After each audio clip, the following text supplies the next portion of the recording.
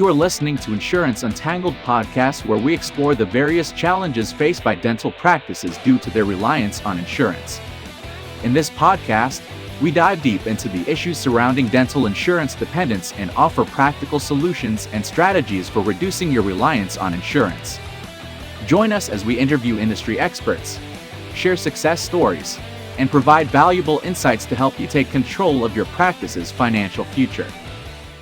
Welcome to another exciting episode of the Insurance Untangled podcast. I'm Naren Arulraja, one of the co-hosts of this podcast dedicated to helping practices that are tangled up with insurance. We talk about topics that help you take more control and create a bigger and better future for you, your patients, and of course, your team members.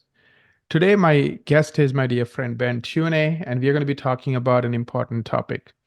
And the topic we're going to be covering today is, is there a situation where you should seek the assistance of the state insurance commissioner where perhaps, your denials are not getting overturned by the insurance company?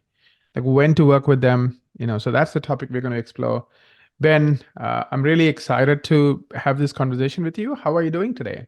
Hey, Naren, doing well, thank you. Yeah, this is a really fun topic. I get a lot of questions surrounding, hey, are there other government entities that can help with claims appeals?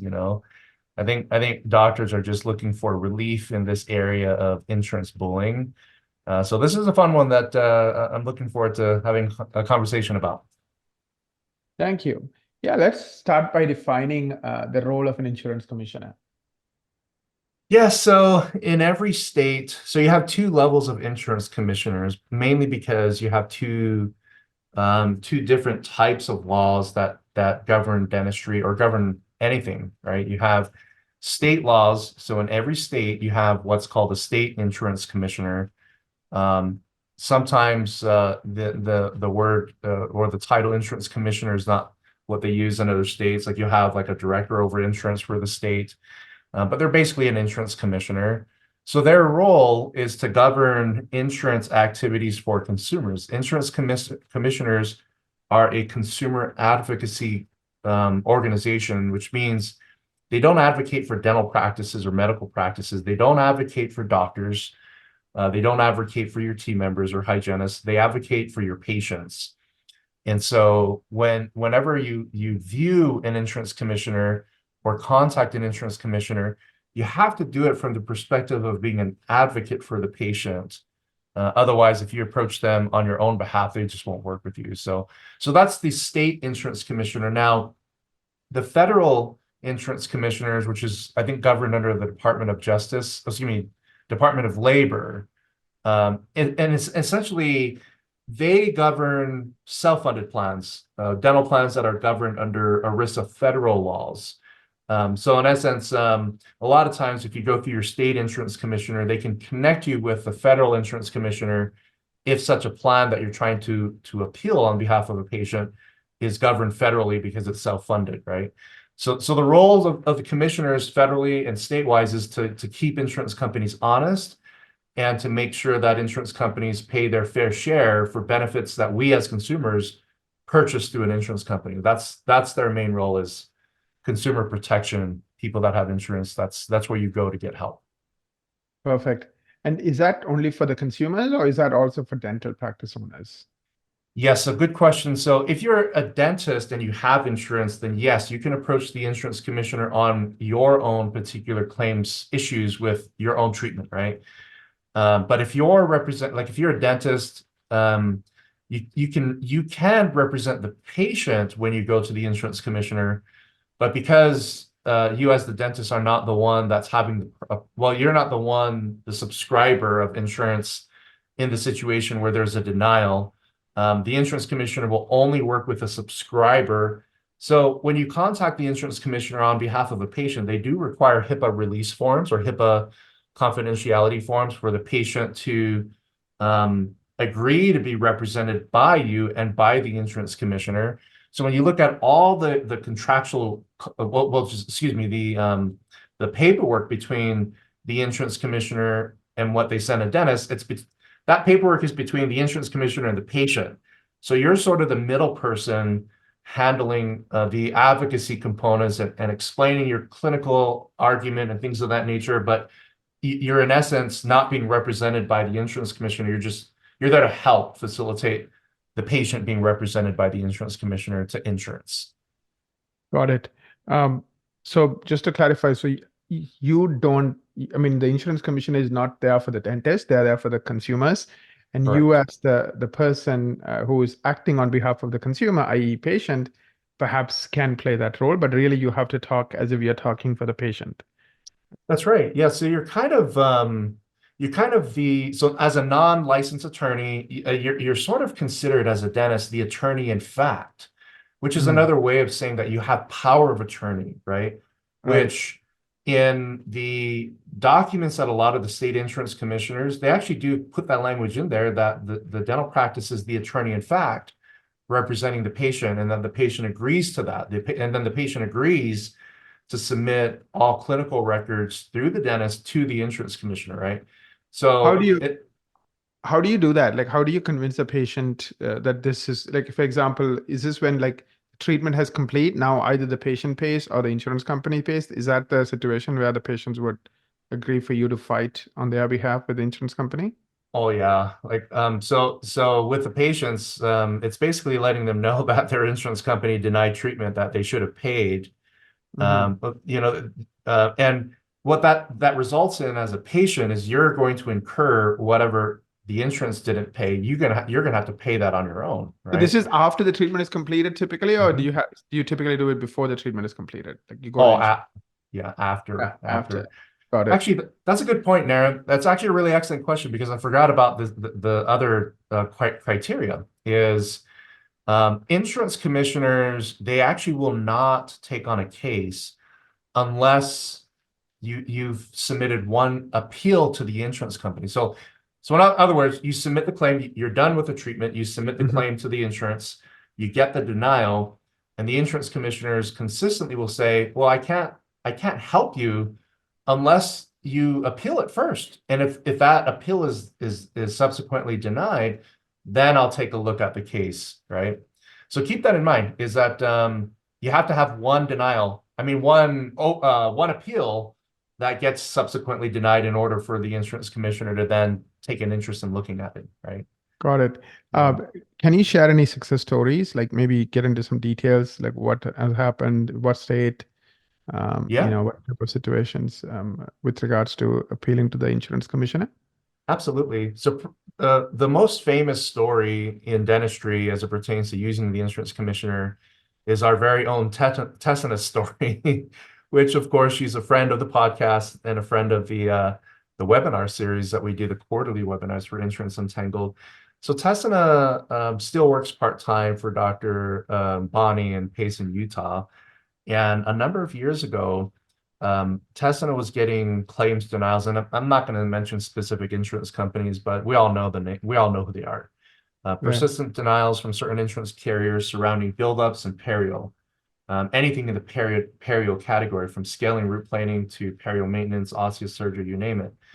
And so she started to notice a pattern that a number of insurance carriers were engaging in consistent denials, even though she submitted what's considered a clean claim to these insurance companies, and including like narratives. Like a lot of times when your clearinghouse says that you can have like 3,000 characters in the narrative section, the insurance company, just because of the limitations of the ADA form, can only accept like something like 80 characters, right? So you could write a 200 character narrative, send it through your clearinghouse, but the insurance company will only see 80 characters, right? So that doesn't constitute a clean claim, right? Because there's missing information. And so for that particular example, which is a large part of why claims are denied, is that we make the assumption that our full narrative was submitted. If you go beyond the limitations of the claim form and what can fit there and how many characters can actually go there, just submit your narrative as an attachment, right? And that way you have a full clean claim. So Tessina, she recognized this, and she started to study what is a clean claim, and she figured that part out. And even submitting clean claims, these insurance carriers were in the habit of denying the exact same category of treatment every single time around. So it took her between 3 to 4 appeals before she actually started to see results in terms of claims being overturned. But that is a lot of payroll hours that a practice owner would have to pay, which is totally unnecessary and unfair because the first appeal all the way to the fourth appeal, you're not submitting anything new to the insurance company. You're just resubmitting everything that was submitted the first time around because the insurance company is asking for it again. So she established that evidence that there's nothing new that the insurance company received after 4 appeals to where they overturned the claim. So we hired attorneys. Tesla actually contacted me. We hired attorneys. We were told that Utah's a state where you can't sue insurance companies as an in-network provider. So the next step is we went to the insurance commissioner. The long and short of that story is that the insurance commissioner came back and said, "You're totally right. Your claims are clean.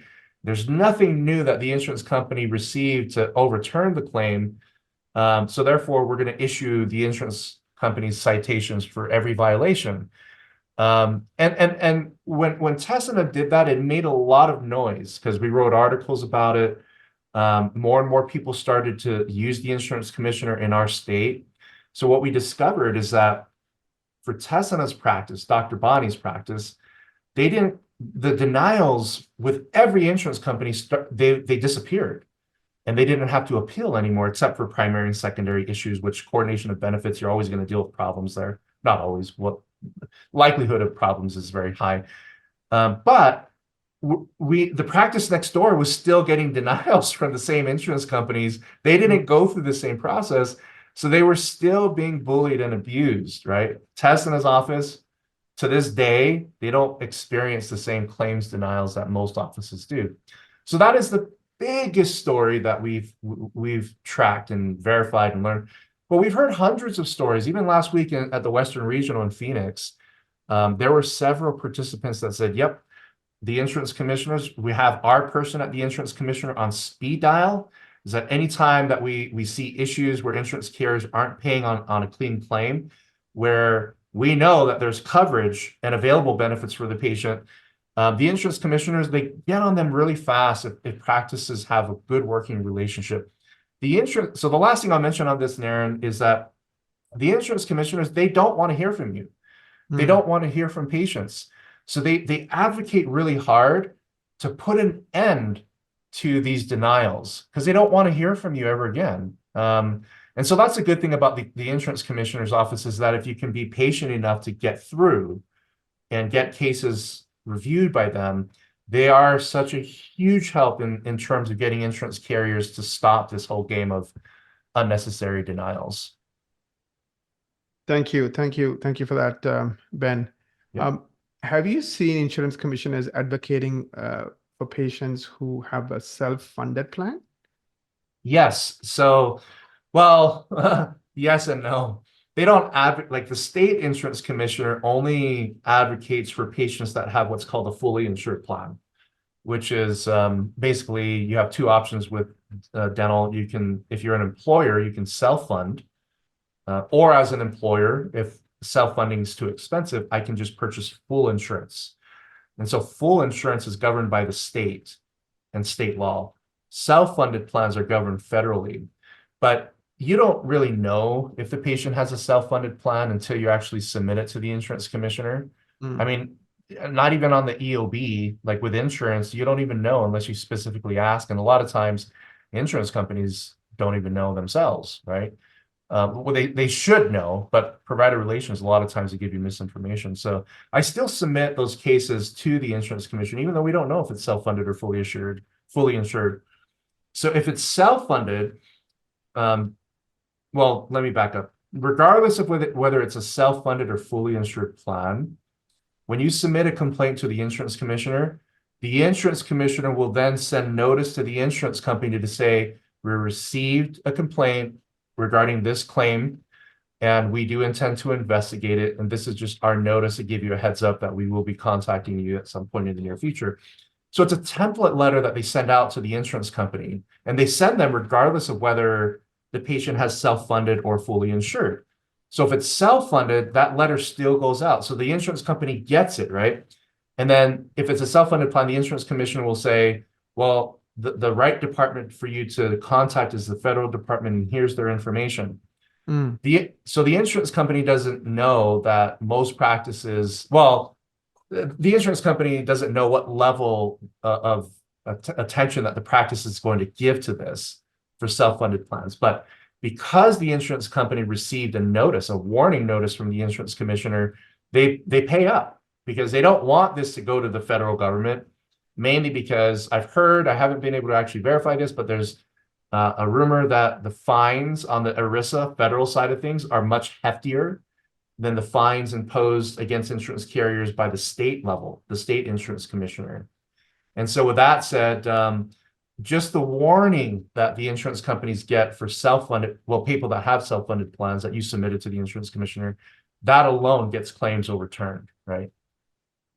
So don't waste your effort trying to find out if it's self-funded or fully insured. Just send it to the insurance commissioner. Got it. Last question as we bring this to a close. If, let's say, somebody is struggling with these types of denials and they see patterns possibly and they're kind of frustrated, can they get help? Could they call you? Like, I don't want to put you on the spot, Ben, but just curious. No, yeah, thanks for that invitation. Yeah, give us a call. We're totally an open book. If you're experiencing problems in this area, going through the insurance commissioner is not easy. In fact, most practices give up because it takes time to play that game, and it really is one of those things where, as a practice, because you're advocating for the patient, you're almost wearing the hat of a whistleblower. And so this is one thing that government entities, especially an institution like an insurance commissioner, this is what they really love. They love whistleblowers. They love it when you're helping them find fraud and detecting fraud, because that's their role, right? And so with that said, many practices give this a try and they give up too easily, mainly because, and I get it, I'm not blaming you for giving up, is there's a lot that goes on when you're dealing with insurance in the practice, right? And it becomes distracting to add new things. So if you have questions or need sort of help and guidance on kind of opening up this component in your practice, just give us a call. Just go to veritasdentalresources.com, and any helpful information that we have, we'll most certainly share with you. Thank you so much. Thank you so much for sharing this information with me, Ben. I want to take a minute to thank you for your wisdom and your time, and I also want to take a minute to thank our listeners. If you love this podcast, please share it on social media. By the way, we are right now available also on YouTube Music, in addition to Apple Podcasts. Subscribe to it, listen to it, share with your friends, write a review for us. Till we meet again, enjoy a wonderful week ahead with the Insurance Untangled podcast.